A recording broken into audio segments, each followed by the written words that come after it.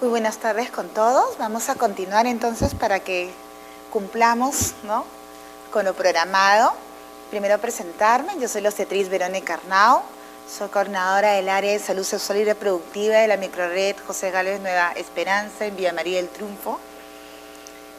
Justamente me encantó la exposición anterior y creo que las que estamos inmersas en esta labor, al menos en el primer nivel de atención, es algo que sí podemos hacer, ¿no? Como le comentaba el doctor, yo sí hago todo lo que está expuesto, ¿no? El pinzamiento oportuno del cordón, lo que es el apego, el contacto piel a piel, ¿no? Y lo que sí, como ustedes bien han mencionado, tenemos dificultades es en justamente que el bebé permanezca con la mamá 1 o 2 horas continuos, sin separarse, ¿no? Por el tema que tienen que hacer las medidas antropométricas, peso, talla y todo lo demás que nos cortan este nexo, ¿no? Pero igual tratamos de hacerlo dentro de lo posible. Ahora lo que voy a compartir con ustedes es un tema que ya lo venimos trabajando. Simplemente vamos a unificar algunas cosas. Ya está en elaboración incluso la nueva guía de prácticas clínicas para el manejo de las emergencias obstétricas y neonatales, con nuevas cosas novedosas que van a salir muy pronto, ¿no? Entonces, es más o menos hacer una pequeña revisión. Hemos venido hablando del parto, de las complicaciones, y vamos a enfocar cómo las claves obstétricas también actúan a nivel de estos eventos, ¿no?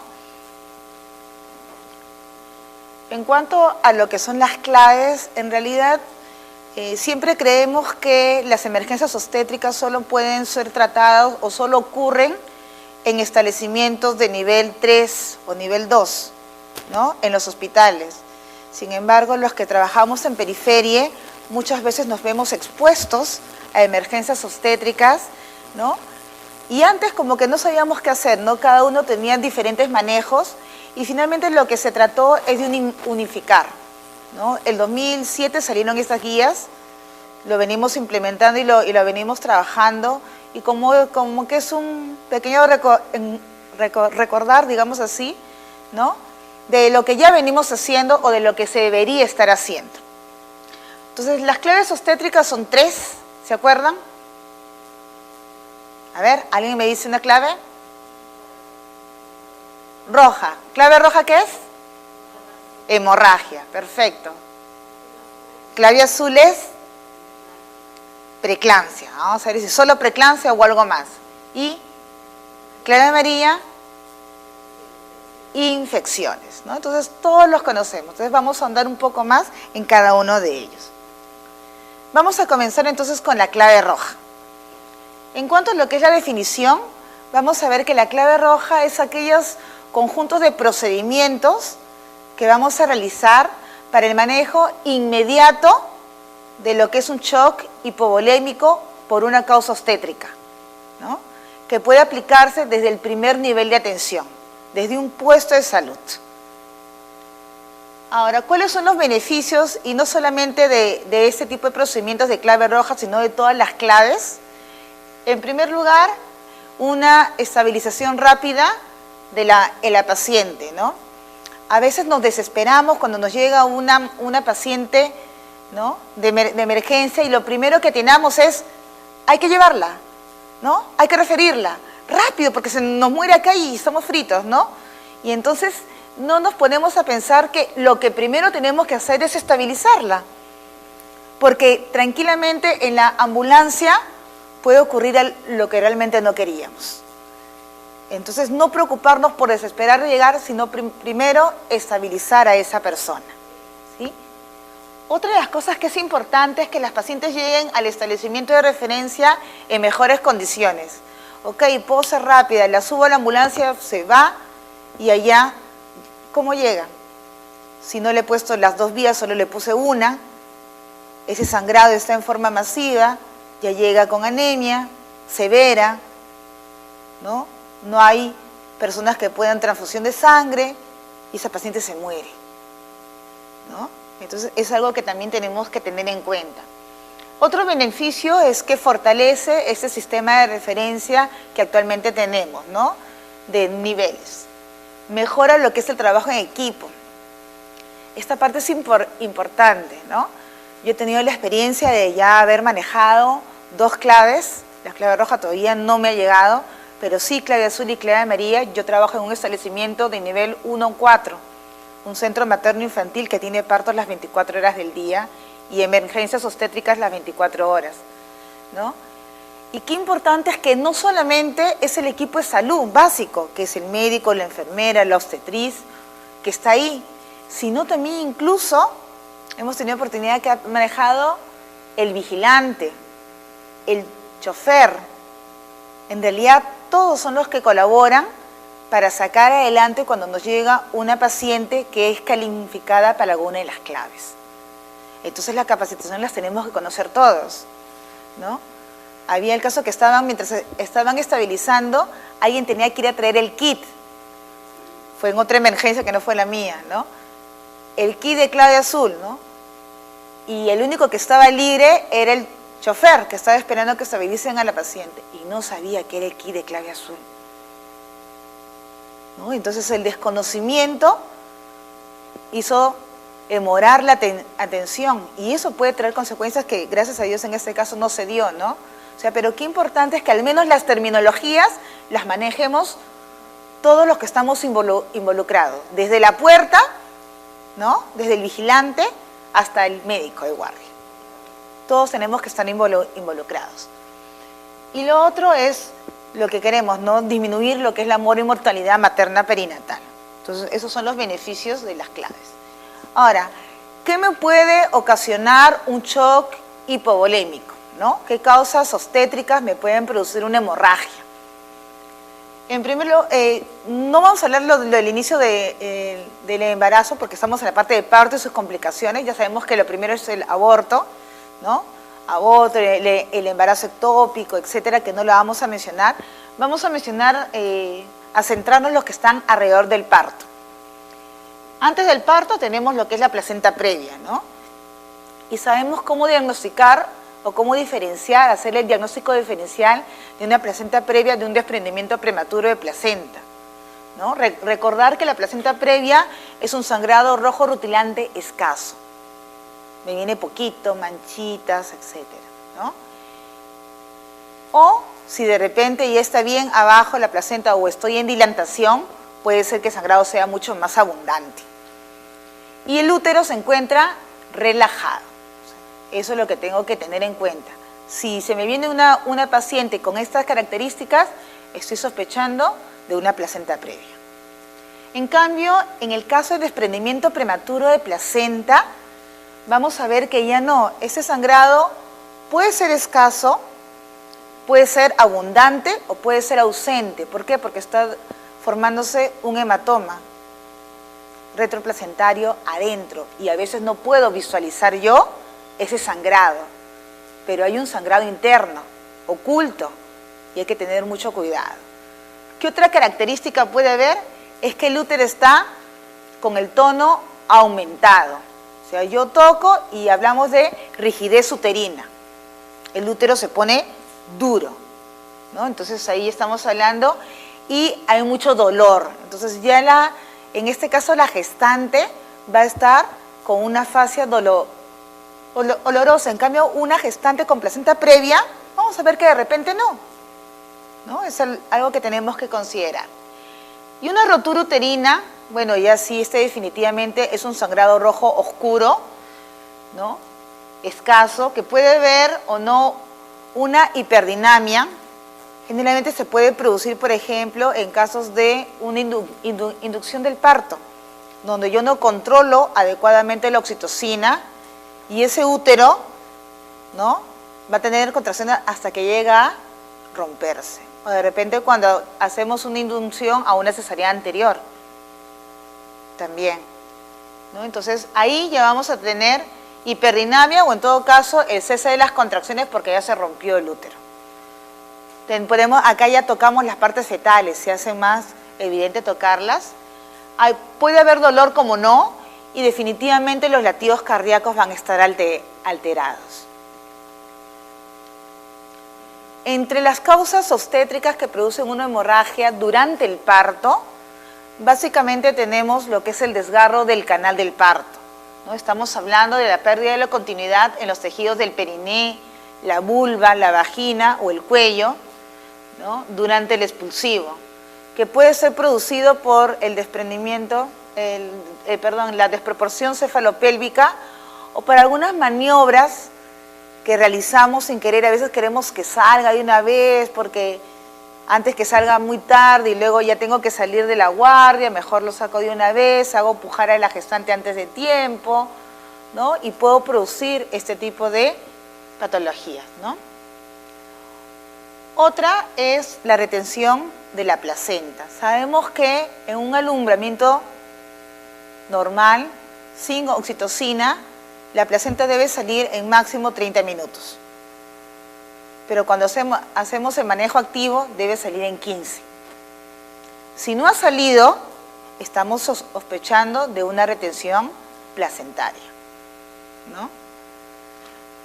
Y el otro es la rotura también, que puede ser antes del parto y durante el parto. En cuanto a las causas obstétricas de la hemorragia posparto, y que justamente son las que causan mayor mortalidad, ¿no? Tenemos el alumbramiento incompleto, cuando hay retención de restos placentarios y ovulares dentro del útero, y está asociado a una inadecuada asistencia del alumbramiento, ¿no? Cuando a veces queremos traccionar la placenta y la traccionamos en forma no adecuada, podemos ocasionar esto, o cuando la placenta tiene algún grado de adherencia, ¿no? En lo que relaciona a la atonía uterina es la cabeza, ¿no?, de las causas de hemorragia posparto, ¿no? Y es la disminución o la pérdida de esa capacidad contráctil del músculo o de la fibra muscular del útero, ¿no? Generalmente por una sobredistensión. Generalmente se ven multíparas, entonces tenemos que tener mucho cuidado cuando tenemos un parto o una persona que ya tiene de 4 hijos a más, porque en estos casos podemos tener este inconveniente. Otra causa de hemorragia posparto es la inversión uterina, ¿no? El fondo del útero sin vagina hacia el exterior puede descender atravesando el cuello y asomarse ante la vulva. Generalmente cuando damos una tracción sostenida y a pesar que no quiere salir la placenta, forzamos y puede haber una adherencia ahí de la placenta, una percreta por ejemplo, y podemos causar esto, ¿no?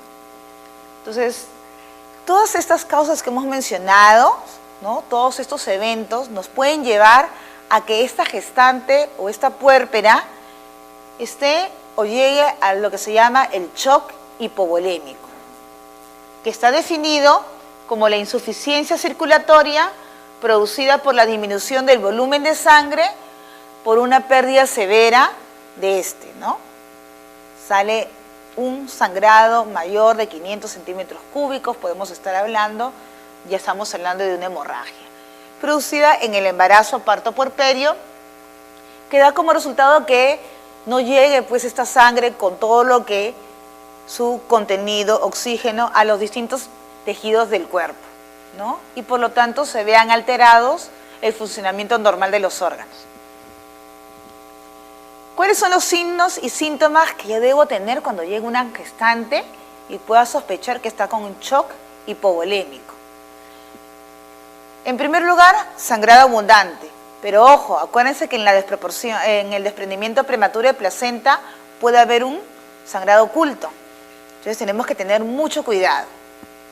La palidez marcada de piel y mucosas por la pérdida de sangre, la sudoración profusa, hablamos de taquicardia mayor de 100 latidos por minuto, la presión arterial o la hipotensión, cuando la presión arterial está menos de 90-60 milímetros de mercurio, taquipnia, ¿sí?, cuando la frecuencia respiratoria se va a ver aumentada, estamos hablando de un promedio de más de 30 respiraciones por minuto. Otro hecho importante es que ella nos refiere a que no orina o que orina muy poco, ¿no? Cuando estamos hablando de que la orina es menos de 30 milímetros por hora. Y finalmente, ya en los casos graves, hay una alteración del estado mental.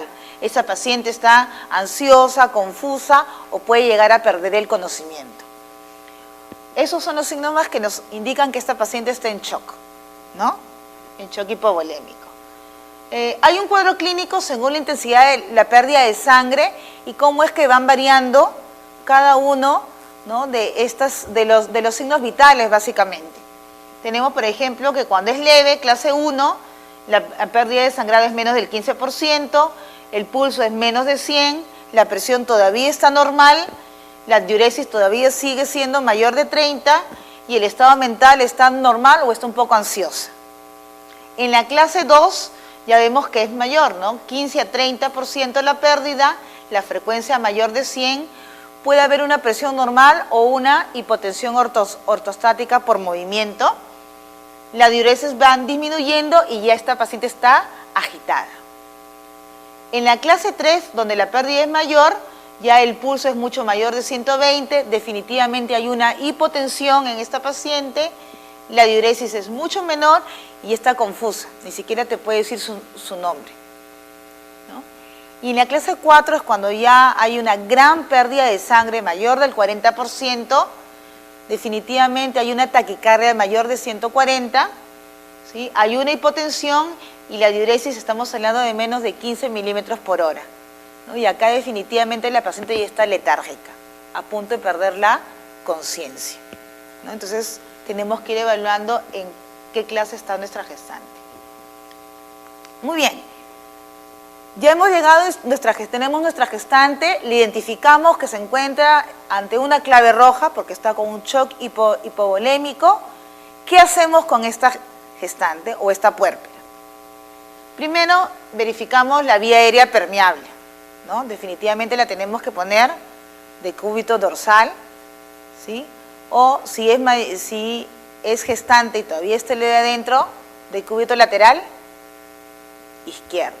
Lo que tenemos que mejorar es la vía aérea permeable y aplicar la oxigenoterapia. En todo establecimiento de salud debe haber un balón de oxígeno, ¿no? Entonces todos tenemos nuestro oxígeno para darle. ¿Cuánto le tenemos que dar? Más o menos 3 litros por minuto, ¿sí? Definitivamente. Tenemos que hacer el monitoreo de los signos vitales por 15 minutos. ¿Cuáles son los signos vitales?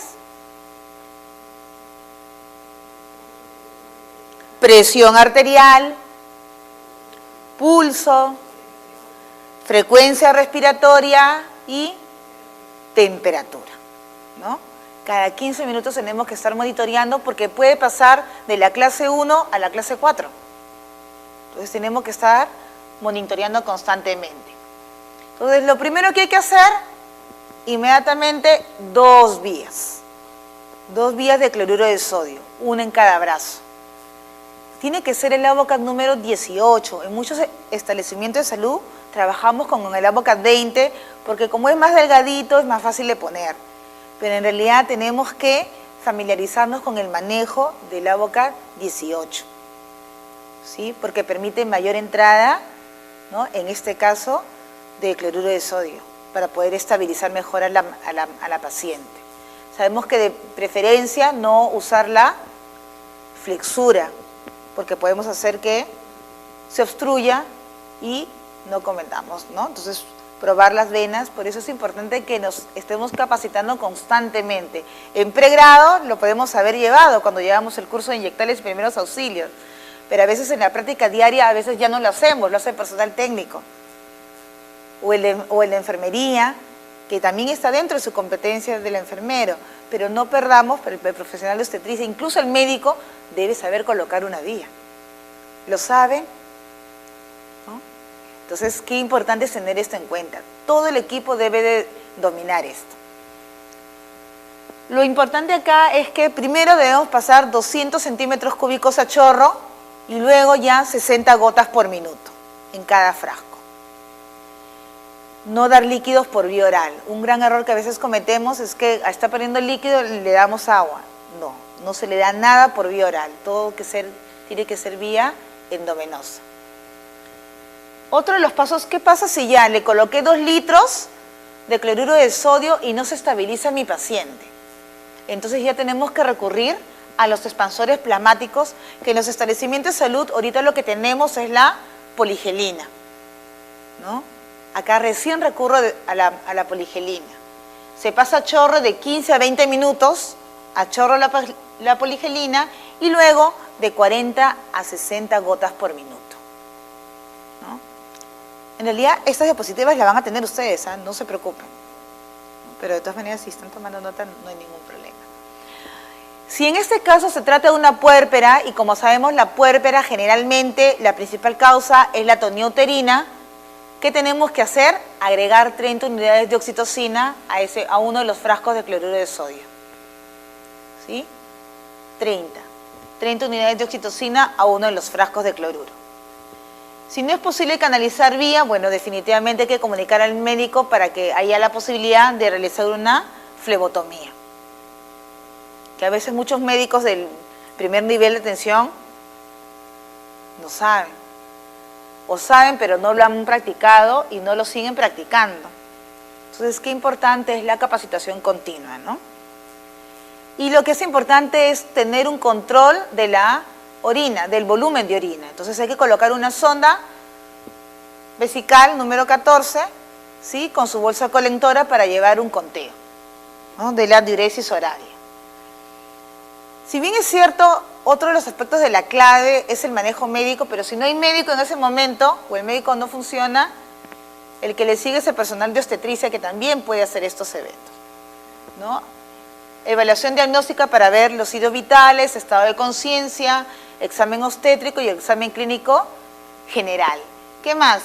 Si es atonía uterina, colocar el balón intrauterino. Lamentablemente el MINSA no nos ha dado balones intrauterinos, ¿no? Ahora vamos a ver qué otras opciones tenemos, ¿no? Y ayudar en la compresión bimanual. ¿Sabemos hacer la compresión bimanual?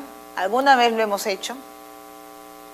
¿Sí? Entonces hay compresión bimanual externa y hay la interna y hay la que es mixta, que es la que les voy a enseñar un pequeño gráfico el día de hoy.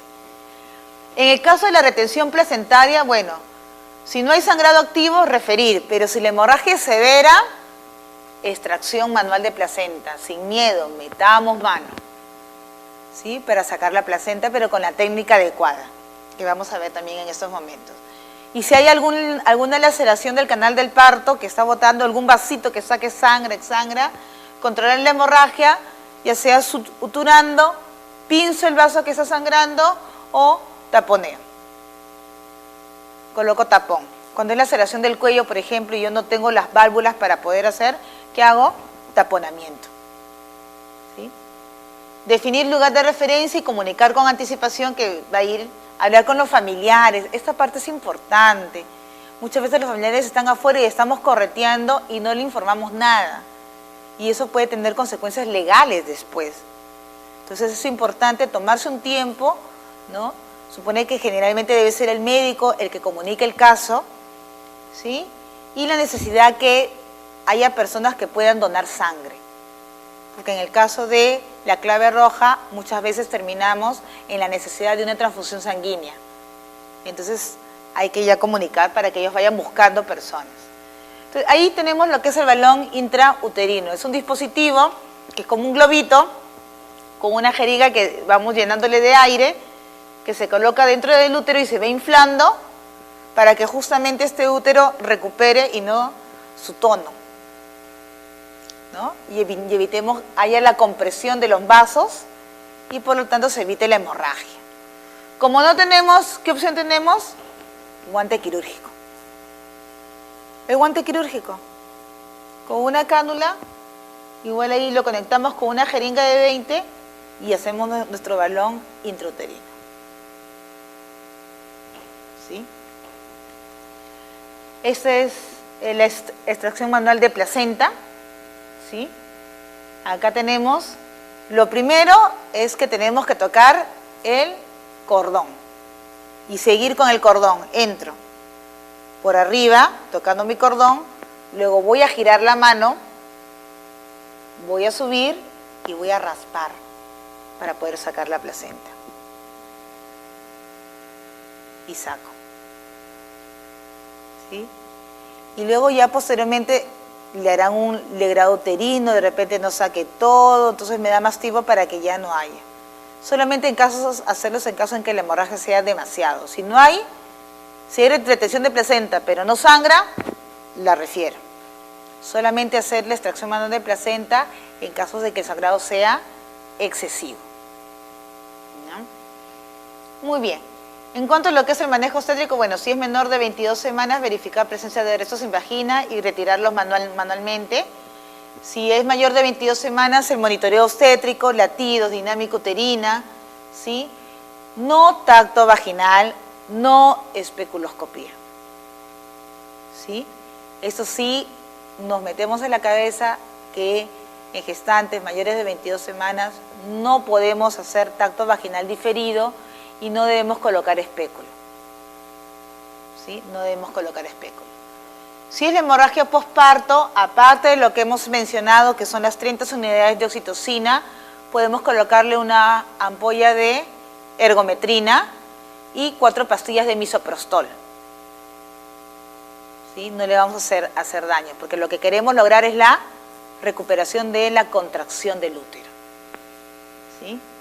Finalmente vamos a controlar lo que es el sangrado vaginal, ¿no?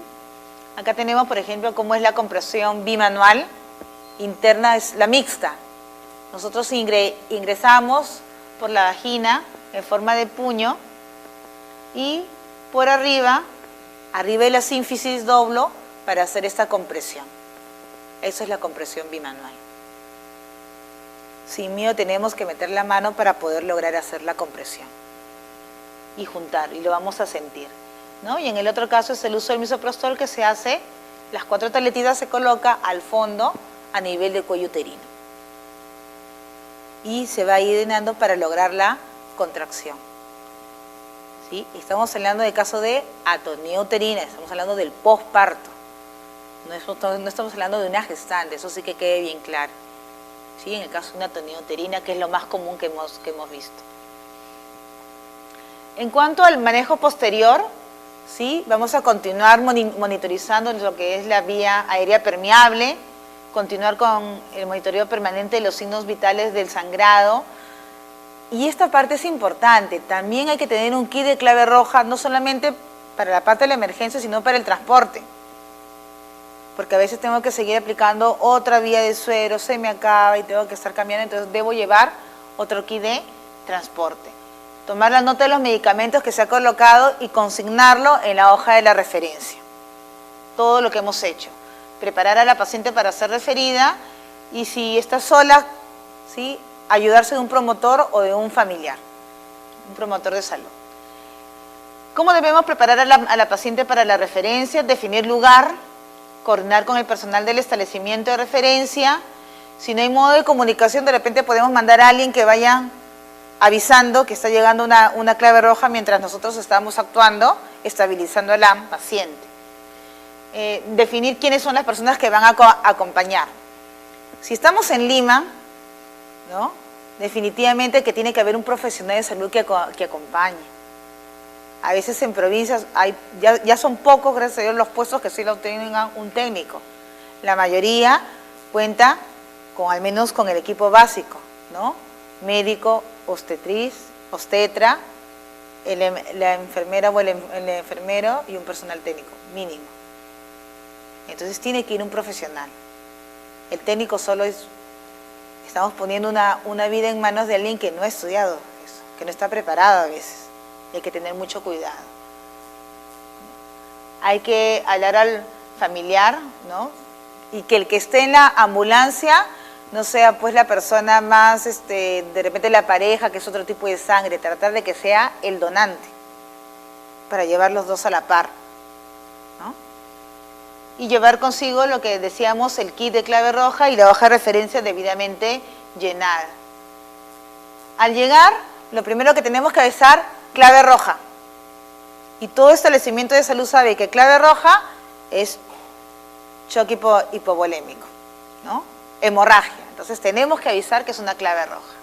Presentar el caso al médico de turno, entregar la hoja de referencia, ¿no? Apoyar, porque a veces los dejamos y ya, pues que ellos la bajen, que ellos la examinen, ¿no? Nosotros ya conocemos a la paciente, ayudarla a que baje, subir a la camilla, colaborar para que la atiendan rápido a esta paciente, ¿no? Indicar a los familiares que estén preparados para la necesidad de una transfusión de sangre, para algún medicamento que vayan a pedir, o el llenado de un consentimiento informado de repente para una intervención quirúrgica. Entonces hay que pasar la voz, ¿no? Hay que asegurarnos de llevar las pertenencias nuestras pertenencias de regreso al establecimiento, ¿no? A veces dejamos cosas que nos podemos olvidar y que no permite que se pueda, por ejemplo, el balón intrauterino se queda, pero hay cosas que sí no debemos olvidarnos, ¿sí? Y el número telefónico para preguntar por esta paciente, ¿no? Debemos llamar después de haber dejado a una paciente más o menos a las 48 horas para saber en qué terminó, ¿no? Cómo fue esta paciente. Entonces, ¿cuántos de nosotros realmente hacemos esta retroalimentación? ¿No? A ver, levanten la mano quienes han hecho alguna referencia alguna vez. Levantemos la mano. Hemos referido a una paciente por emergencia. ¿Nadie? ¿Cuántas hemos preguntado en qué terminó esa paciente? ¿No? Muchas lo hacemos, qué bueno, pero no todos. Y es algo que tenemos que nosotros sembrar y hacer la diferencia, ¿no? Tratar a esta paciente, como bien hablaba el doctor, en forma humana, ¿no? Y hay que preguntar en qué terminó. Bueno, en el establecimiento de referencia, que generalmente es un nivel 2, nivel 3, estamos hablando, cuando hablamos de FON, estamos hablando de un FON-E, ¿no? Que es el hospital, se comunica a los médicos especialistas, básicamente el ginecobstetra, pediatra y anestesiólogo, los procedimientos, que es la preparación de la paciente para sala de operaciones, evaluar la necesidad de transfusión sanguínea y toda la batería de laboratorio que se requiere. Se tomará la decisión si es una decisión médica o una decisión quirúrgica. Y explicar a los familiares para pedirles, ¿no?, la firma del consentimiento informado. Acá definitivamente hay que hacer un monitoreo estricto. Y si a pesar que es un hospital, es algo que no voy a poder manejar porque no cuento con el equipo, con las personas, con recursos humanos, entonces tengo que hacer la posibilidad de derivarlo a un FON-I. ¿Qué es? El FON-I del caso de nosotros sería ¿quién? Aquí en Lima tenemos el FON-I. Lo máximo, el instituto materno perinatal. Entonces, esa es la idea de poder derivarlo, ¿sí? Hasta aquí la clave roja, no sé si habrá quedado claro. Creo que es un refrescar porque es algo que muchos de nosotros ya lo venimos manejando, es simplemente hacer hincapié en algunas cosas más, pero es básicamente lo que hacemos. Entonces pasemos ahora a lo que es la clave azul. Clave azul, entonces definitivamente, ¿qué cosa es? Decíamos preeclampsia por ahí, ¿no es cierto? Vamos a ver. Se habla de que ese protocolo de manejo inmediato en la inminencia de eclampsia realmente, ¿sí? O de la eclampsia o el síndrome de HELP, ¿no? No la preeclampsia. Una preeclampsia no es una clave azul. Y muchas veces a una persona que está con 140/90 ya le estamos colocando sulfato de magnesio y estamos queriendo hacer todo, y hay que tener mucho cuidado con los efectos posteriores de la aplicación, ¿sí? Es importante, acá les pongo para recordar la clasificación de la hipertensión durante la gestación, ¿sí? Podemos hablar de la hipertensión inducida por el embarazo, que es la preeclampsia, la eclampsia. Podemos hablar de una hipertensión crónica independiente de la gestación, es decir, una paciente que ya tenía presión alta antes del embarazo. Hablamos de la preeclampsia o eclampsia sobreañadida a una hipertensión crónica, que es la mezcla de estas dos, o una hipertensión transitoria, ¿no? Básicamente para conocer.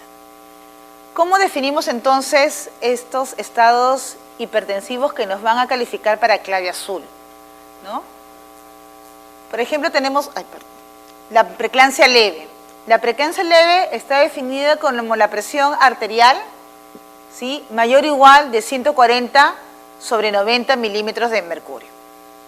O, en todo caso, que la presión arterial sistólica basal haya subido 30 milímetros de mercurio o la diastólica basal haya subido 15, ¿no? Ahí la calificamos de leve.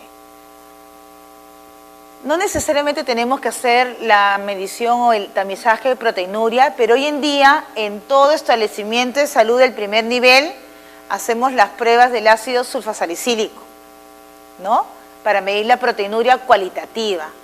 Entonces también cuando tenemos trazas o una cruz, podríamos estar sospechando de una preeclampsia leve. O si tenemos la oportunidad de hacer las proteínas en 24 horas, estamos hablando de proteinuria, ¿no? Cuando tenemos de 0,3 a 5 gramos por litro. ¿Sí?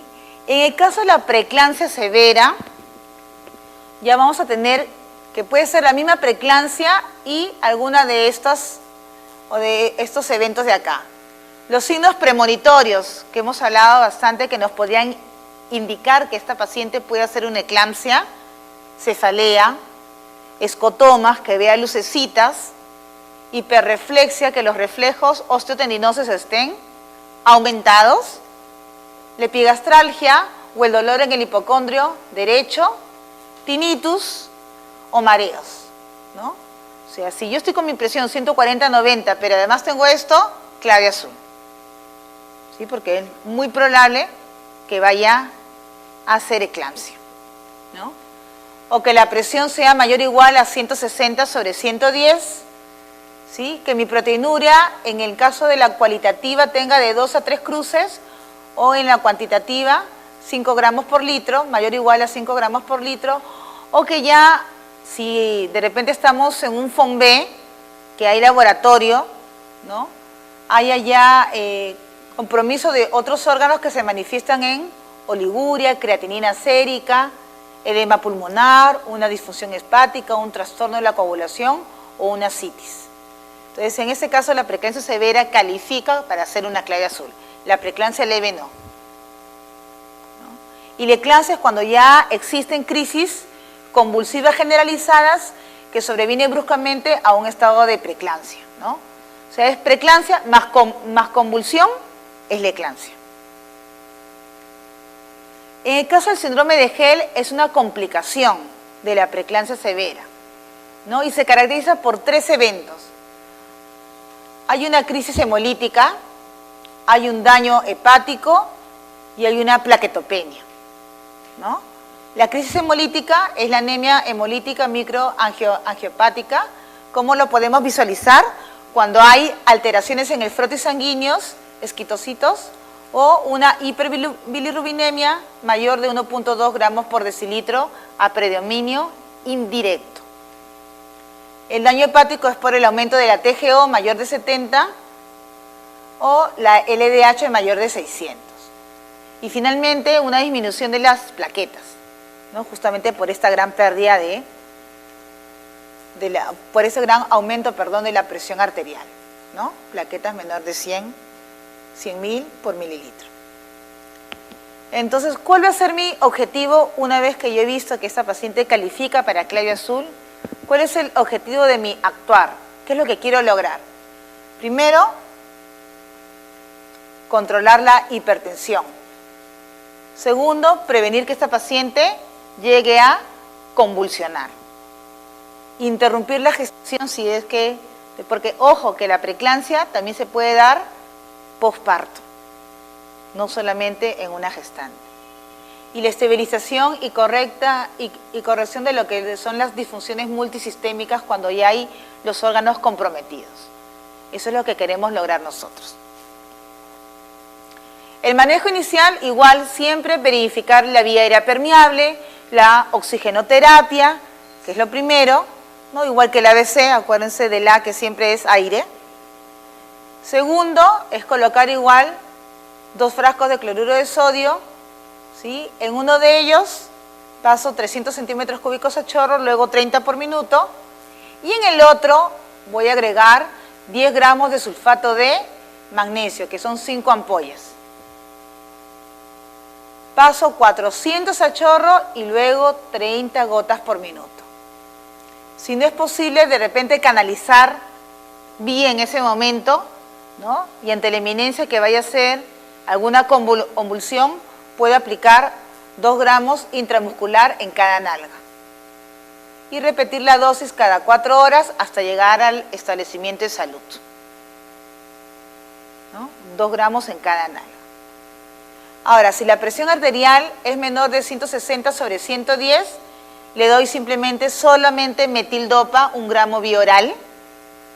Y si no hay respuesta en 2 horas o la presión es mayor o igual a 160/110, lo que ya estamos manejando, el nifedipino 10 miligramos vía oral. ¿Sí? Que se puede repetir la dosis a los 30 minutos. Porque muchas veces nuestro lugar de referencia puede estar más de 4 horas, si estamos en provincia. Y aquí en Lima puede estar de 1 hora a 2. Entonces tenemos que estar preparados. En caso de convulsionar, administrar sulfato de magnesio 2 gramos endovenoso lento diluido. ¿Sí? Siempre hay que hacer el acápite de que esto hay que diluirlo. 20 centímetros con una jeringa de 20. En cuanto a lo que es la clave azul, el manejo médico, igual que el anterior, hay que hacer una evaluación diagnóstica, ver los signos vitales, estado de conciencia, lo que es la parte del examen obstétrico, el examen clínico general, ¿no? El monitoreo estricto, esto sí, porque recuerden cuando utilizamos sulfato de magnesio debemos de verificar frecuencia respiratoria, los reflejos osteotendinosos y la diuresis materna. ¿Sí? Darle tratamiento según sea el caso. Por ejemplo, en caso de sobredosis por sulfato de magnesio, que si yo lo dosifico bien, como está reglamentado, es poco probable que suceda, pero a veces por la emoción puedo subir el goteo, hacer más de la cuenta y crear una sobredosis que se caracteriza por oliguria, hiporreflexia o un paro respiratorio, al toque debo administrar un gluconato de calcio, ¿sí?, al 10% endovenoso diluido en 20 centímetros cúbicos. ¿No? Eso es lo que tenemos que colocar inmediatamente. Hacemos las pruebas de bienestar fetal de acuerdo al caso, definir el lugar, comunicar con la debida anticipación y hablar con los familiares, que es casi igual que lo anterior. En el manejo obstétrico, bueno, determinar si esta persona se encuentra o no en trabajo de parto, porque a veces si está en trabajo de parto activo, entonces definitivamente, y está con 8, por ejemplo, más me voy a demorar pasar la sala que definitivamente sacar a ese bebé, ¿no? Que generalmente muchas veces simplemente con el parto ya estamos cortando lo que es la preeclampsia. Si es gestante, hacer un monitoreo materno-fetal, escuchar latidos, si es puérpera, un monitoreo posparto y preparar la sala de partos o la sala de operaciones, según lo que se indique. Posterior, igual mantener la vía aérea permeable, la oxigenoterapia, continuar con el monitoreo de los signos vitales, tener el kit de clave azul para el transporte, ¿no?, con el gluconato de calcio y todo incluido, tomar nota siempre de los medicamentos y consignarlos en la hoja de referencia y preparar a la paciente y apoyarse en un familiar o un promotor si es que están en zona alejada, ¿no? Esa es la clave azul, básicamente. Entonces, eso es algo que nosotros venimos trabajando, es importante tener en cuenta eso. Nunca he tenido casos de sobredosis, pero sí he tenido la oportunidad de aplicar la clave azul.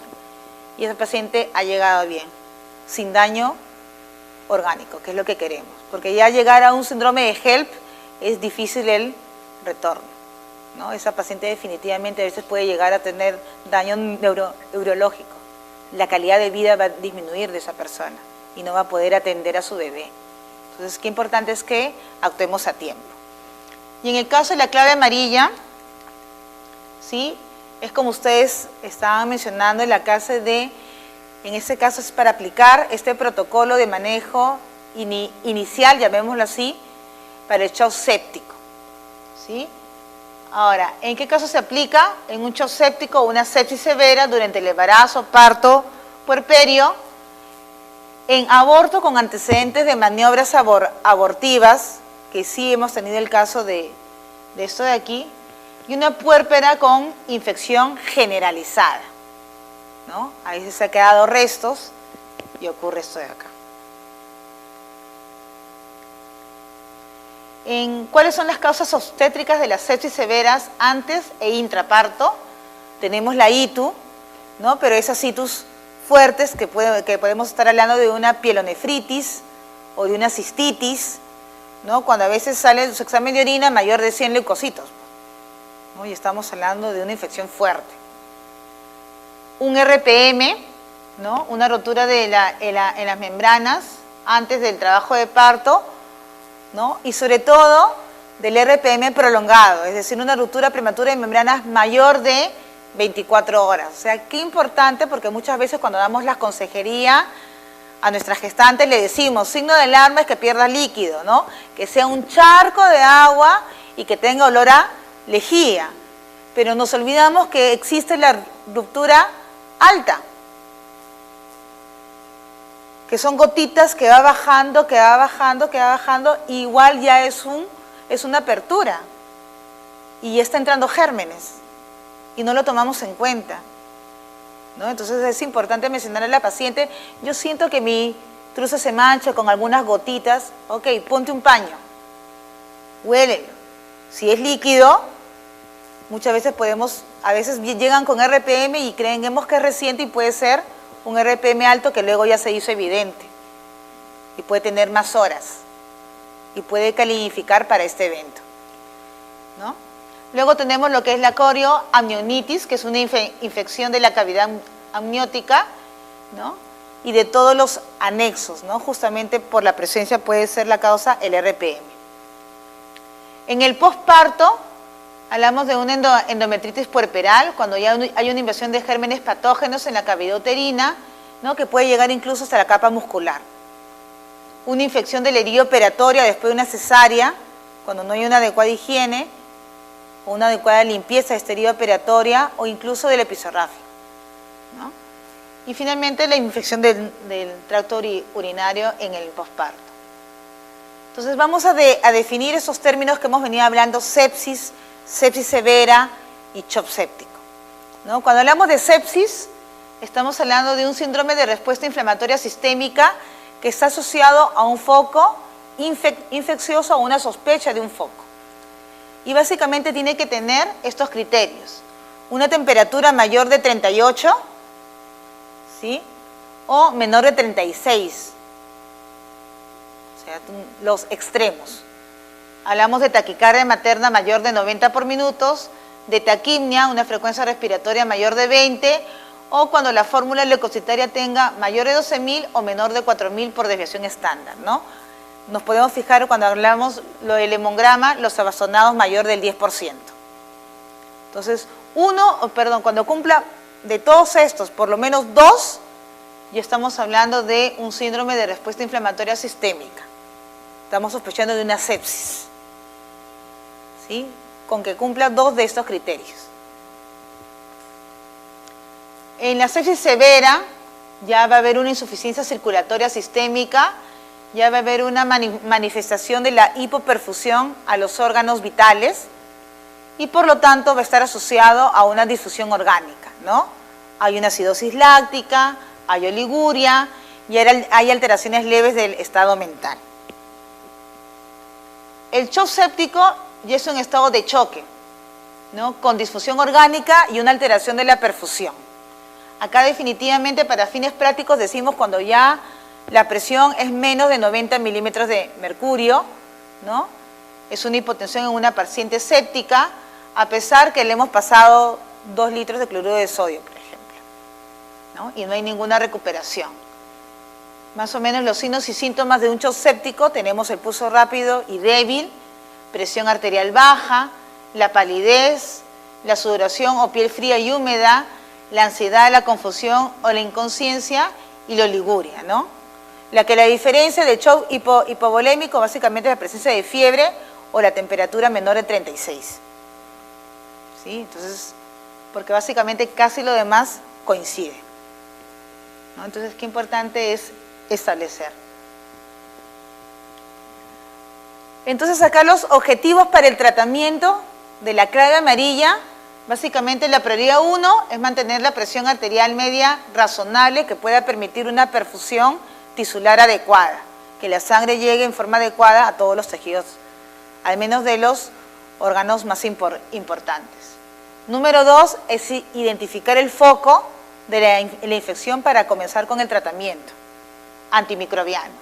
Y el tercero, eliminar este foco para interrumpir la secuencia patógena y llegue a shock, ¿no? Eso es básicamente lo que vamos a lograr aplicando la clave amarilla. Entonces, para el manejo inicial, igual hay que garantizar lo que es la vía permeable, ¿sí? Administrar la oxigenoterapia, que ya sabemos que son 3 litros. Colocar acá en el caso uno de los frascos de cloruro de sodio, ¿no? 50 gotas por minuto, y aquí es importante colocar la llave de doble vía. ¿Por qué? Porque vamos a administrar antibiótico.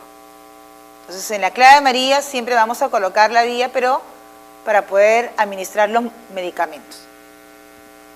¿Con qué antibiótico-terapia se comienza? En el nivel primario generalmente tenemos gentamicina y ceftriaxona es en el nivel secundario, pero en el nivel primario tenemos la gentamicina y la ampicilina. La gentamicina, que es 160 miligramos endovenoso cada 24 horas. Si no logramos endovenoso, sabemos que la gentamicina podemos colocarlo vía intramuscular. Y la ampicilina, 1 gramo endovenoso cada 6 horas. ¿No? 1 gramo endovenoso cada 6. En nivel secundario podemos trabajar con ceftriaxona, 1 gramo endovenoso cada 12, y con clindamicina de 600 miligramos endovenoso diluido cada 8 horas. ¿No? Estos antibióticos se aplican. Si es puérpera, ya sabemos que una de las causas que puede haber retención de restos, que puede causar este shock séptico, hay que colocar 30 unidades de oxitocina al frasco de cloruro. Si la temperatura es mayor de 38.5 y estamos hablando de fiebre, ¿no? Aplicar los medios físicos, darle paracetamol de 500 miligramos, y si no cede, aplicar el metamizol, que ya todos manejamos, 1 gramo, ¿no? Y si la temperatura es menor de 36, abrigo. Básicamente, abrigar a esta paciente. En cuanto a lo que es el manejo médico, igual que lo anterior, evaluar los signos vitales, estado de conciencia, hacer lo que es la parte del examen clínico, evaluar, ¿no? La evaluación fetal si fuera gestante, el tratamiento según el caso, y comandar las acciones del equipo, que básicamente lo hace el médico.